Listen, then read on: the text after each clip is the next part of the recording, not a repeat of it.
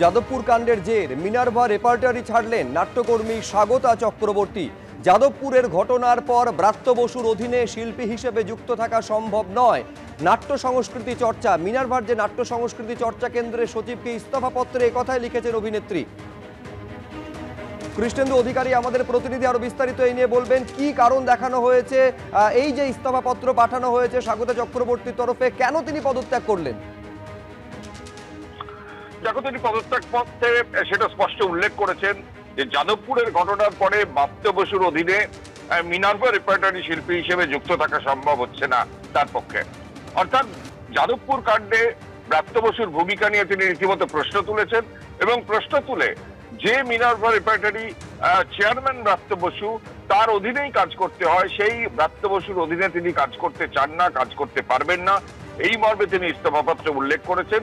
এবং এই ইস্তফাপত্র মিনার্ভা নাট্য সংস্কৃতি চর্চা কেন্দ্রের যে সচিব, সেই সচিবকে তিনি পাঠিয়ে দিয়েছেন। যদিও ব্রাত্য বসু প্রতিক্রিয়ায় জানিয়েছেন যে তাকে শুভেচ্ছা এবং তিনি আরো বড় হন, কিন্তু যে ঘটনা পরিপ্রেক্ষিতে এই ইস্তফাপত্র, যাদবপুরে গত শনিবার শিক্ষামন্ত্রীর গাড়ির ওপর যে হামলা এবং তাকে হেনস্থা করা এবং তারপর তার গাড়ির ধাক্কায় একজন ছাত্র আহত হয়ে জখম হয়ে হাসপাতালে চিকিৎসাধীন, এবং তা নিয়ে রাজ্য রাজনীতি শোরগোল। এবং সেই জায়গা থেকে ব্রাত্য বসুর ভূমিকা নিয়ে প্রশ্ন তুলছেন ওই শিল্পী। কিছুদিন আগেই মিনার্ভা রেপার্টারি সংস্থায় তিনি চুক্তিবদ্ধ হয়েছিলেন, সেখানেই তার অধীনেই কাজ করছিলেন বেশ কিছুদিন ধরে। তার নাটকের যে প্রযোজনা সংস্থা, সেখানে ব্রাত্য বসু যেহেতু শীর্ষে অর্থাৎ চেয়ারম্যান, তারই অধীনে কাজ করতে হয়, তাই ব্রাত্য বসুর ভূমিকা নিয়ে প্রশ্ন তুলে যাদবপুর কাণ্ডে তিনি পদত্যাগ পত্র পাঠিয়েছেন সেখানকার রেপার্টারি সংস্থার কাছে। ধন্যবাদ কৃষ্ণেন্দু।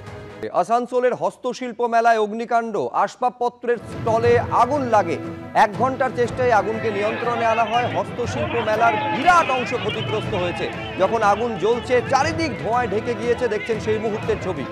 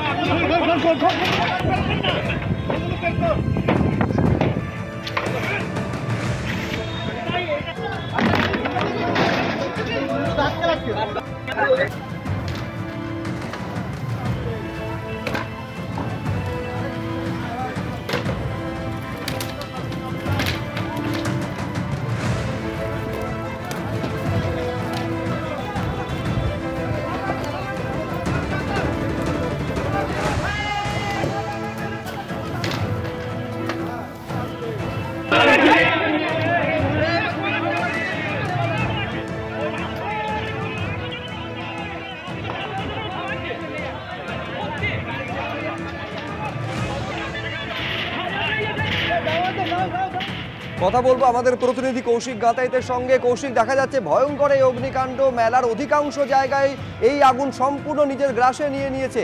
নিয়ন্ত্রণে এলো পরিস্থিতি ঠিকই, কিন্তু আগুনটা লাগলো কিভাবে? দেখো, এখনো পর্যন্ত এই তথ্যের মানে যে তথ্য, সেটা কেউই কিন্তু জানাতে পারেনি, না দমকল বাহিনী, না পুলিশ প্রশাসন, না মেলা কমিটির কেউ। এমনকি যে দোকানের পাশে আগুনটা প্রথম দেখা যায়, সেই ফুড স্টলের পাশে, সে পর্যন্ত বলতে পারছে না যে আগুনটা এলো কোথা থেকে, লাগলো কোথা থেকে। কিন্তু আগুনটা যখন 1টার থেকে যে মেলা শুরু হয়, ঠিক মেলাটা শুরু হবার কিছুক্ষণের মধ্যেই এই অগ্নিকাণ্ডের ঘটনাটা ঘটেছে। এবং যে ঘটনাটাই প্রায় 10 থেকে 12টি স্টল একদম পুরোপুরি ভস্মীভূত হয়ে গেছে।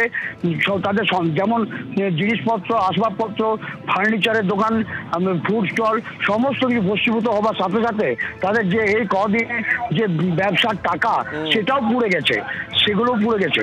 যার ফলে একটা বিশৃঙ্খল পরিস্থিতির সৃষ্টি হয়।